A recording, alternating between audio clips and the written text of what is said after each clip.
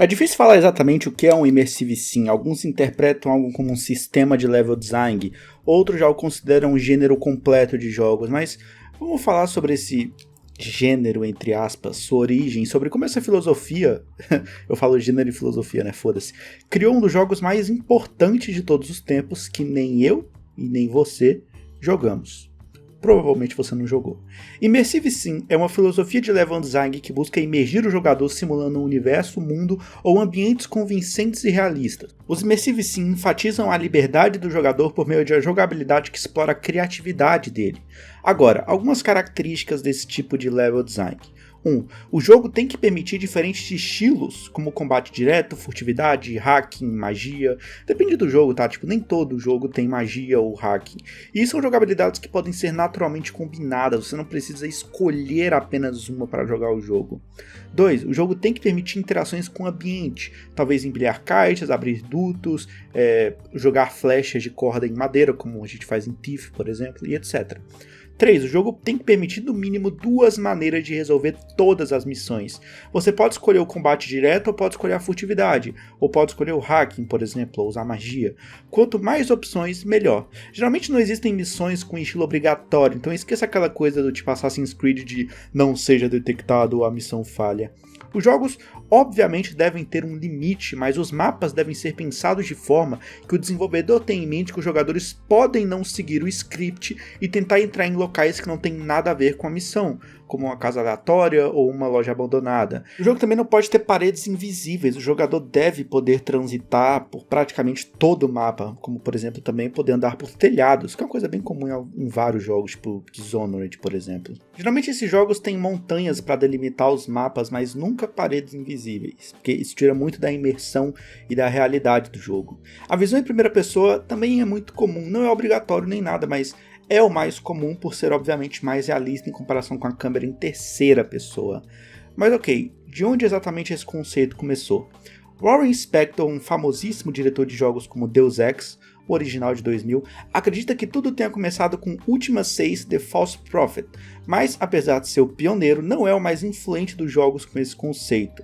Da mesma série, mais lançado 2 anos depois, Ultima Underworld é tão influente que além da IGN o colocar na posição 82 de melhores RPGs da história, John Carmack usou como base para criar um dos jogos mais bem sucedidos de todos os tempos, Wolfenstein 3D. E depois, a Bethesda o usou como base para criar uma das franquias de RPG mais bem sucedidas de todos os tempos, Elder Scrolls. Pathologic, Stalker, Prey, Dishonored, Thief, todos esses jogos usam e abusam desse conceito de level design, e por isso você pode notar aquelas características que eu citei ali em cima, em todos eles. Thief é um ótimo caso. Em 2009, a Eidos começou a planejar o remake do clássico Thief Dark Project, lançado em 98, muitas vezes confundido como uma cópia de Dishonored. É porque a maioria das pessoas conhece só o remake, mas Thief é uma franquia muito mais antiga que Dishonored. Mas enfim, apesar do enorme hype dos fãs, a produtora errou com algumas decisões, como mudar o dublador do personagem principal, que fez os fãs ficarem muito putos e criaram uma petição para impedir isso, mas o que mais incomodou em praticamente todo mundo é sobre como ele era uma versão menos livre do original. Abre aspas, a direção mudou um pouco ao longo dos anos à medida que o jogo estava sendo desenvolvido. Por volta de 2012, a maior parte do jogo podia ser jogado em terceira pessoa, estilo Assassin's Creed, com uma navegação mais vertical pelo mapa. Saltar era muito natural e o movimento era mais fluido, mas foi um afastamento significativo da franquia original e o ato de roubar qualquer coisa era muito chato. Até onde me lembro, após testes do jogo e muitas discussões, uma decisão executiva foi tomada para ficar com a câmera em primeira pessoa para jogabilidade em geral. É por isso que quase tudo foi animado e possui uma qualidade muito boa. Fecha aspas. Esse aqui é um comentário deixado no Reddit por um funcionário da 343 hoje em dia, mas que na época trabalhava na Eidos, quando eles estavam desenvolvendo o Thief. Resumindo, Thief foi um projeto projetado para um público mais casual do que os jogos originais. No original, lutar contra um único inimigo era bem arriscado. Nesse remake você pode enfrentar vários inimigos facilmente.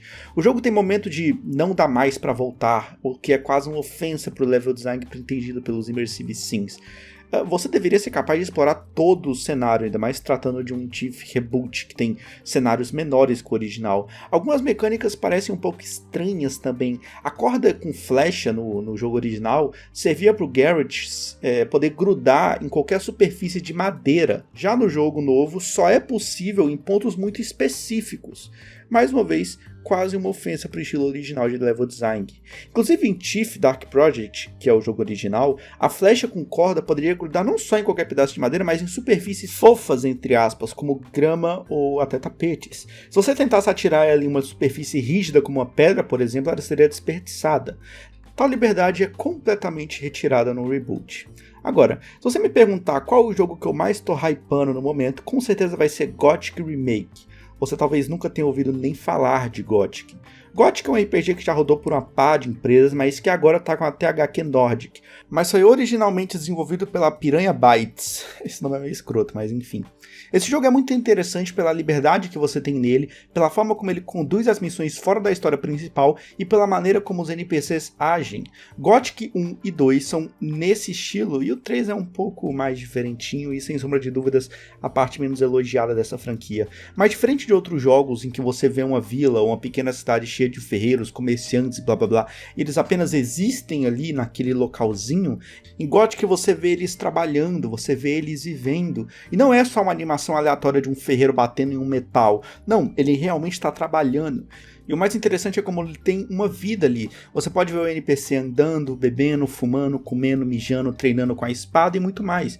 E o mais interessante é que isso acontece com quase todos. É uma imersão absurda no jogo. Eles podem sentar e começar a ler, ou eles podem começar a aprender a tocar um instrumento, ou eles podem, por exemplo, ir para uma taverna quando dá a noite para poder beber, ou eles podem esperar a noite chegar para ir para uma fogueira conversar, depois eles vão dormir. Se você sacar a espada perto, eles vão ficar assustados. Se eles estiverem armados, eles vão querer se defender de você. Se você entrar na casa deles sem autorização, eles vão atrás. E se você ficar na frente deles, eles mandam você sair.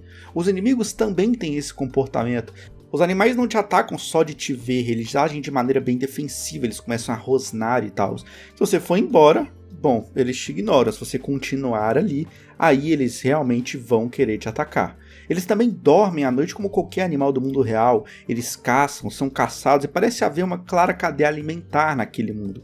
É de fato impressionante. Os inimigos não são jogados no mundo também aleatoriamente. Cada um deles vive em um local específico e ele de fato vive ali, ele não só existe. O caminho mais seguro é obviamente o mais usado, ou seja, as estradas principais. Lá você terão inimigos, mas serão apenas pedrinhas no sapato, não são inimigos difíceis de se derrotar. Mas, por exemplo, se você for em locais muito altos, você vai encontrar arpias. As bestas geralmente vivem em cavernas ou locais mais afastados e compactos, vamos dizer assim. Os zumbis vivem nos cemitérios e assim por diante. A progressão também é muito realista, não existem árvores de habilidade onde seu personagem magicamente aprende a fazer algo que ele deveria saber o tempo todo. Você só evolui se treinar com pessoas experientes, que vão te ensinar tudo que elas sabem. E no final, você vai realmente sentir a melhora do seu personagem. Como ele aprendeu o melhor jeito de golpear, onde golpear, como segurar a espada da maneira correta e etc. O fato do game ser dublado em todos os seus personagens é de aplaudir também. Nos anos 2000, para jogos de pequenas empresas, isso não era a coisa mais comum do mundo, ainda mais em um RPG. Quando o jogo era 100% dublado, costumava ser algum jogo menor e tal, não um RPG com centenas de personagens.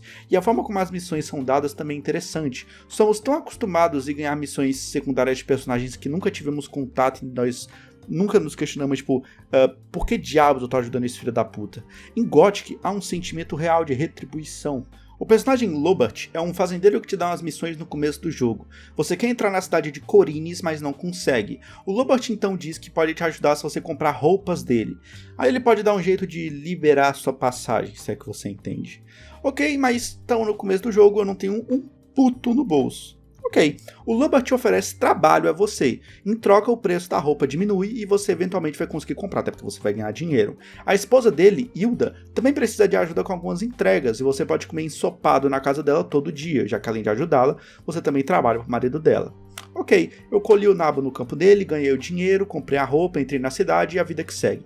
Muito tempo depois, a Hilda está doente e você deve conseguir um remédio para curá-la. essa é a missão que o Lobart te passa.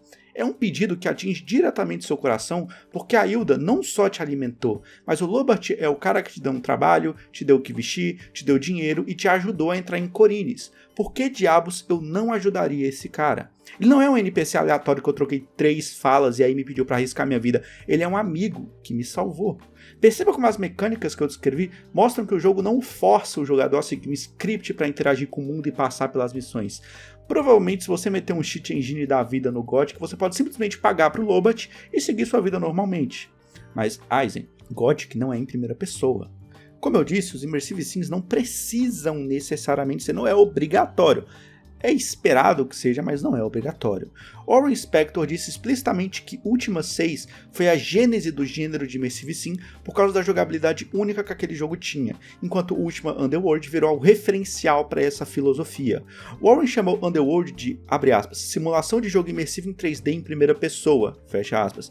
E mais tarde, Doug Church cunhou o termo Immersive Sim para descrever esse novo estilo de jogo.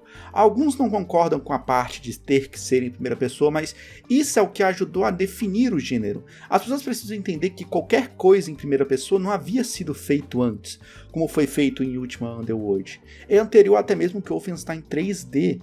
Então, novamente, a combinação de jogabilidade exploratória realista de Ultima 6 com a imersão em primeira pessoa de Ultima Underworld que desencadeou a definição de Immersive Sim. É isso que levou à criação de jogos como Deus Ex e, sei lá, Dishonored, por exemplo. Ou seja, não é que é obrigatório ser em primeira pessoa, mas 99% das vezes é o esperado. Esse é o tipo de level design que é usado pela indústria e adaptado hoje em dia para gerar games como Elder Scrolls 4, Bioshock, Fallout 3 e 4, mas os Immersive Sim costumam não ser muito bem recebidos em questões de venda. Deus Ex, o original, vendeu 500 mil cópias, um número bom para um game estreante na época, mas a sequência foi um desastre. E Human Revolution vendeu 2 milhões de cópias, um número muito alto, mas a sequência não vendeu nem 1 milhão no primeiro ano. Dishonored 2 também é considerado um fracasso se comparado ao primeiro jogo. Mas tem uma explicação. Para George McGregor da PC Gamer, os Immersive Sim exigem mais comprometimento do jogador para investir e aprender os complexos sistemas de interação do jogo, em contraste com outros tipos de jogos construídos em torno de mecânicas bem mais simples, tornando os Immersive Sims mais difíceis de vender. Mas essa filosofia ainda vive. Com a compra da Bethesda, um Dishonored 3 parece inevitável, sendo exclusivo ou não, tanto faz. Gothic está recebendo um remake, System Shock 2, que é um dos mais aclamados Immersive Sim de todos os tempos, está recebendo um remake também, para ser lançado nesse ano aqui agora, 2022. O Pathologic ganhou muita popularidade no Brasil com o vídeo do Felipe Ramos. O Stalker vai receber um novo jogo também agora, acho que em outubro ou novembro de 2022, acho que exclusivo para Xbox e PC.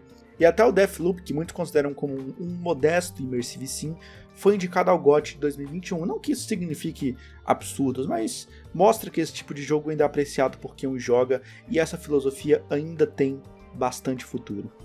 Mas é basicamente isso. Tchau.